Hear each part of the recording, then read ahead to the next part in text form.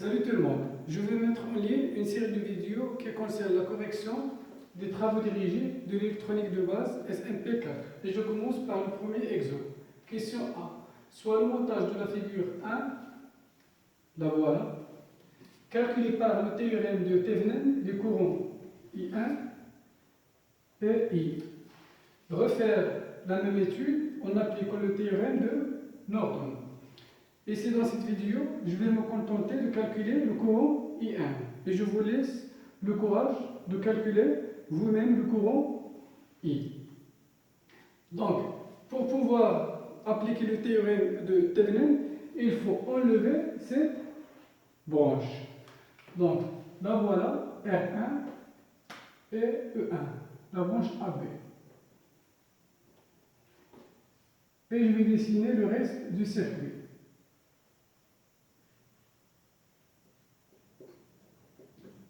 E2, R2 et R.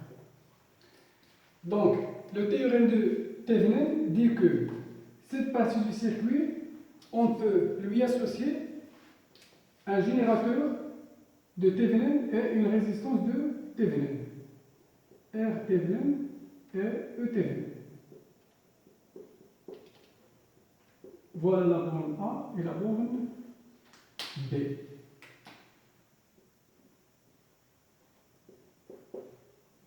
R1 et E1. Et voilà le courant I1 qu'on cherche à exprimer. Donc, ici, je dois calculer la résistance de Thevenin et le générateur de Thevenin et Thevenin. Et je vais commencer par le calcul de R Thevenin. Alors, comment calculer R Thevenin? Donc, R Thevenin, c'est la résistance vue des bornes A et B. Donc, je dois considérer ici qu'un courant I entre par la borne A et sort par la borne B. Et on doit court-circuiter les générateurs de tension. Ça veut dire que un générateur de tension, une source de tension, doit être remplacé par un court-circuit, par un fil. Voilà le schéma équivalent d'un générateur de tension. Et si jamais notre circuit possède un générateur de courant,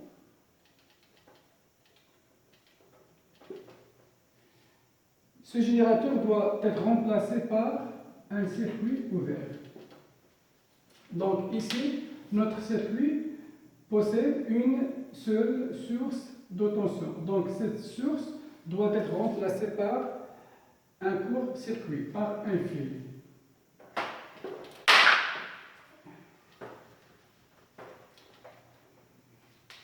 Donc c'est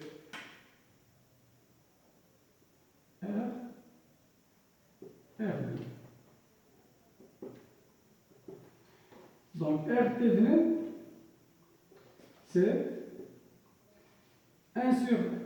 la résistance équivalente de ce circuit. Donc 1 sur, et puisque R2 et R sont montés en parallèle, alors 1 sur R Thevenin égale 1 sur R plus 1 sur R2. Ce qui implique R Thevenin égale R fois R2 sur R plus R2.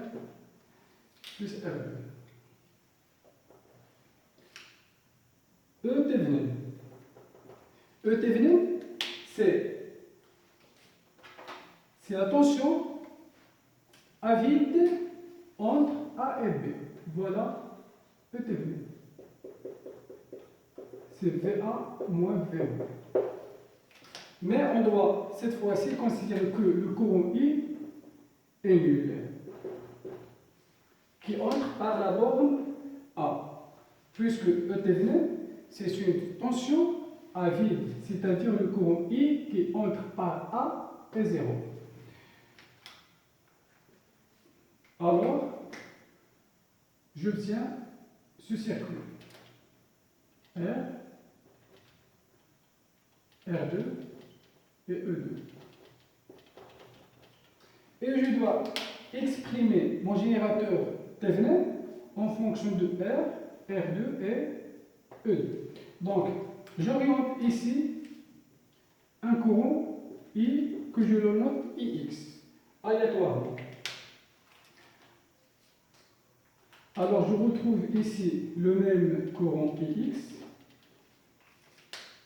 Donc, E Thévenin,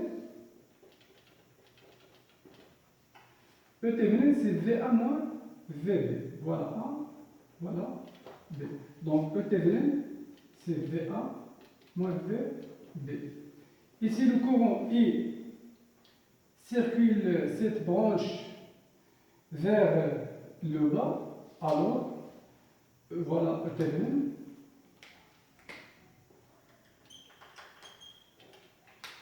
C'est R fois X. Voilà E Thévenin.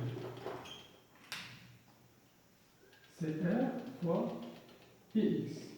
Et je dois exprimer IX en fonction de R, R2 et E2. Je dois me débarrasser de IX. Donc je vais appliquer la loi d'indicivité des tensions ou la loi de Kirchhoff. Donc prenons cette maille. Cette tension égale. D'abord, ici, j'ai un courant qui circule à travers cette branche vers le haut, donc la tension UR2 est dirigée vers le bas. Voilà la tension UR2. Voilà la tension entre les bornes du générateur, c'est E2. Donc, E2, E Thévenin, égale E2 moins UR2. E Thévenin, c'est E2 moins UR2. La tension aux bornes de la résistance, R2, c'est R2 fois IX.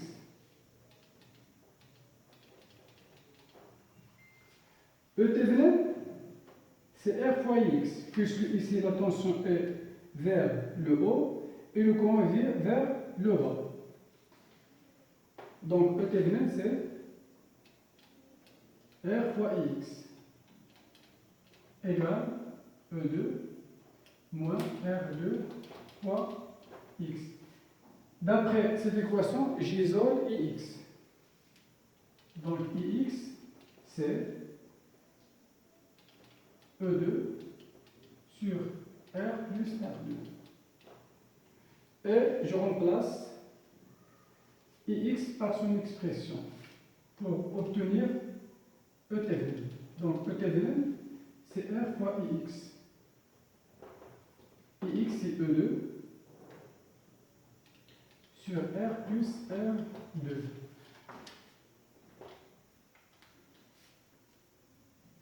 Voilà R Thévenin. Voilà le générateur qui lui est associé, E Thévenin.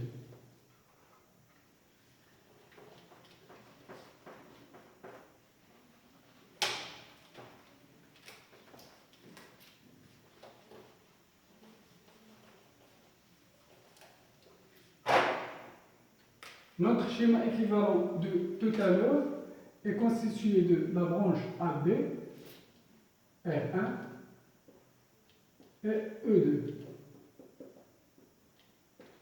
Et cette partie du circuit doit être remplacée par E Thévenin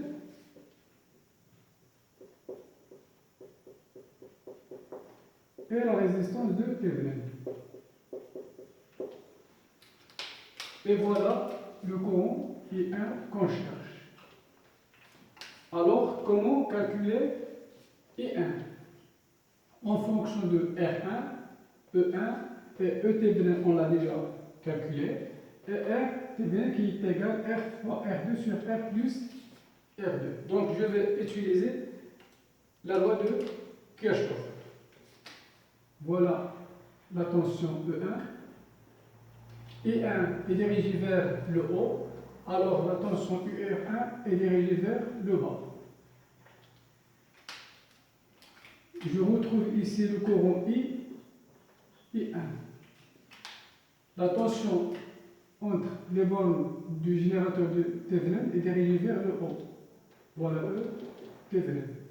I1 est dirigé vers le bas, alors la tension au bord de la résistance R Thevenin est vers le haut. Voilà UR Thevenin.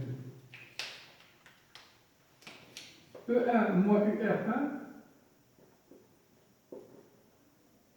égale E Thevenin UR Thevenin plus E Thevenin.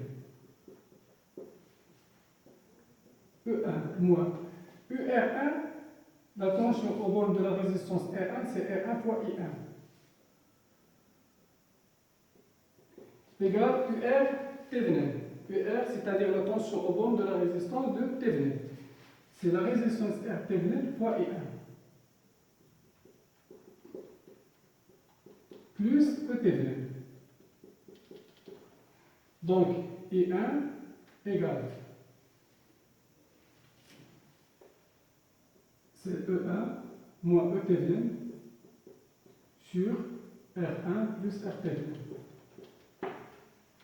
Je remplace E Thevenin par son expression. E Thevenin, c'est R fois E2 sur R plus R2.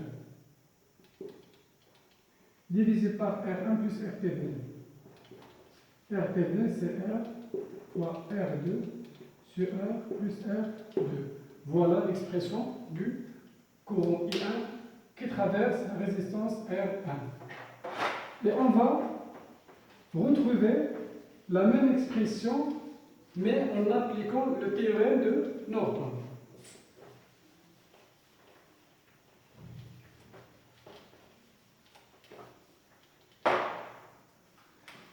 Donc, on va utiliser le théorème de Norton.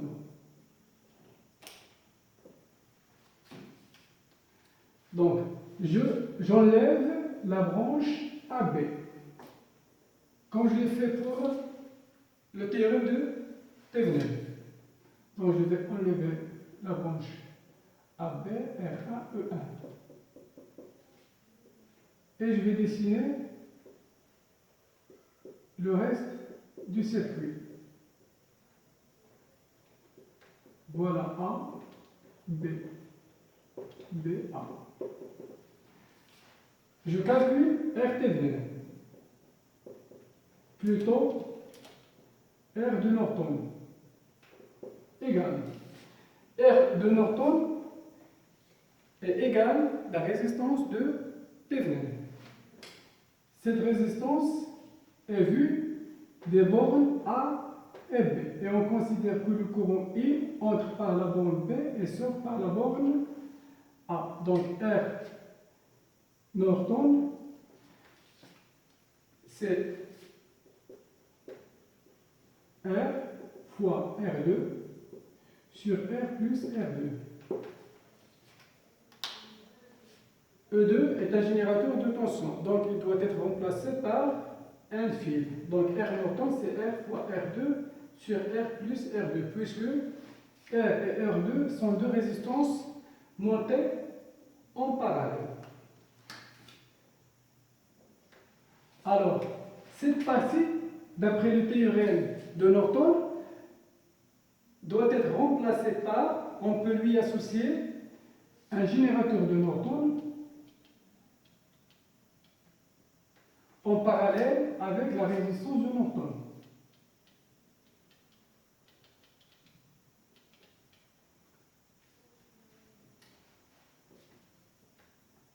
Voilà le courant I de Norton qui traverse ou bien débité par le générateur de Norton. Donc, comment calculer I Norton?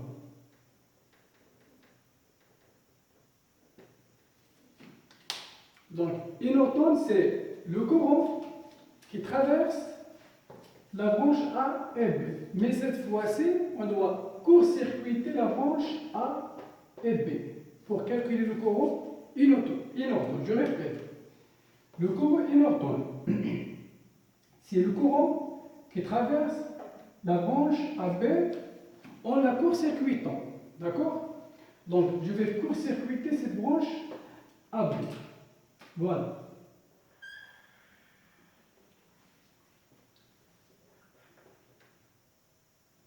Et voilà, il faut garder le même sens du courant I1.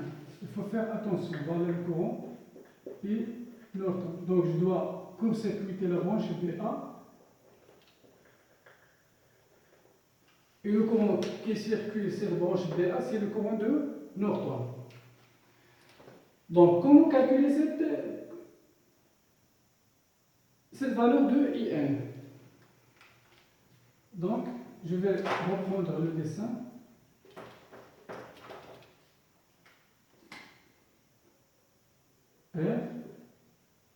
R2 et E2. Voilà le courant I de Norton. Ici, on a R.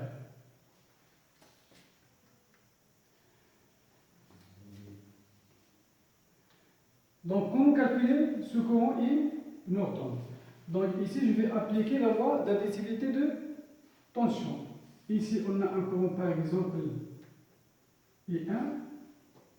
Ici, un courant I2. Et d'après la loi des nœuds, I1 plus I2 égale IN. La tension aux bornes de cette branche égale la tension aux bornes de cette branche. Donc la résistance de ce fil, c'est 0. Donc 0 fois IN égale la tension entre les bornes de cette résistance. C'est R, I2. Je peux en déduire que le courant I2 égale 0. Donc ici, le courant I2 est nul. La tension entre les bornes de cette résistance est dirigée vers le bas, puisque le courant est dirigé vers le haut. Voilà la résistance UR. Et c'est le courant dirigé vers le haut, donc la tension dirigée vers le bas. Voilà UR2 et la tension E2. Donc, cette tension, moins UR, entre les bornes de la résistance, moins UR égale E2 moins UR2. Moins UR. UR, c'est RI2. Égale E2 moins UR2. UR2, c'est RI1.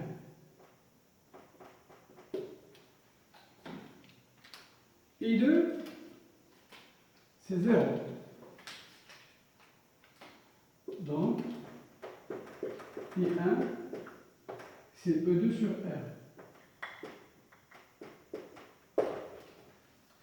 Alors, je reviens au courant Norton. I Norton, c'est I1, E2 sur R,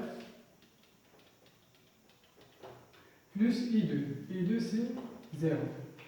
Donc, on a calculé le courant de Norton et la résistance de Norton. Donc, comment calculer l'expression de I1?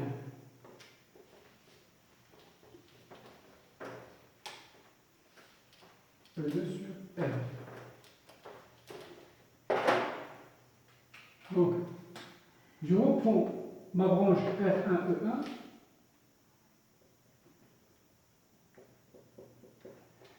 Et le reste du circuit, je dois le remplacer par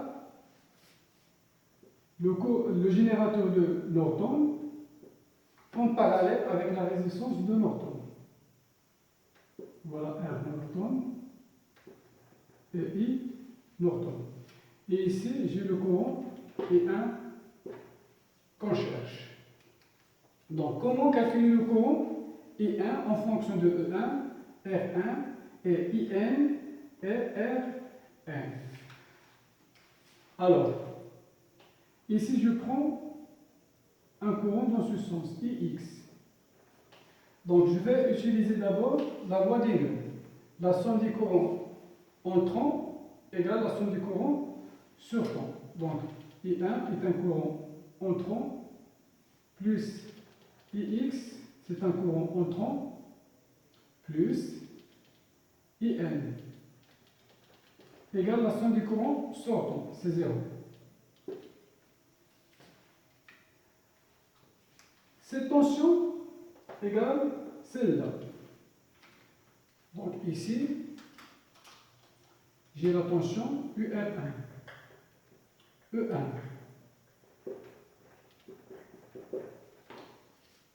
Le courant circule dans ce sens, alors la tension dans le sens inverse. E1 moins UR1 égale moins UR. C'est la tension UR de Norton. E1 moins UR égale moins URN. E1 moins UR1, c'est R1 fois I1. Également, URN, la tension au bord de la résistance de Norton, c'est Rn fois Ix.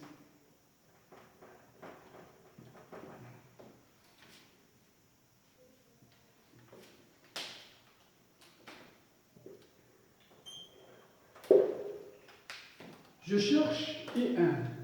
Donc je dois remplacer Ix par E1, R1 et R Norton. Donc comment je dois faire? Eh bien, on va utiliser cette relation. Donc E1 moins R1 fois I1 égale moins Rn fois Ix. Ix, c'est moins I1 moins I Norton.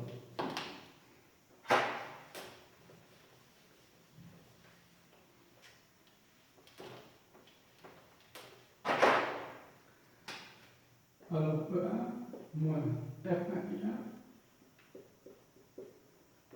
égale Rn fois I1 plus Rn fois In. Donc le courant I1 égale CE1 moins Rn IN sur R1 plus Rn.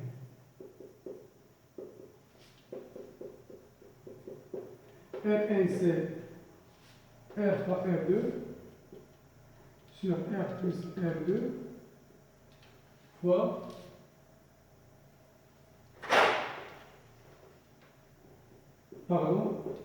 IN c'est E2 sur R2 je pense, on l'a déjà calculé, sur R1 plus R Norton. R Norton c'est R fois R2 sur R plus R2. Et on trouve la même expression obtenue par le théorème de Thevenin. Et merci d'avoir suivi cette vidéo. À la prochaine.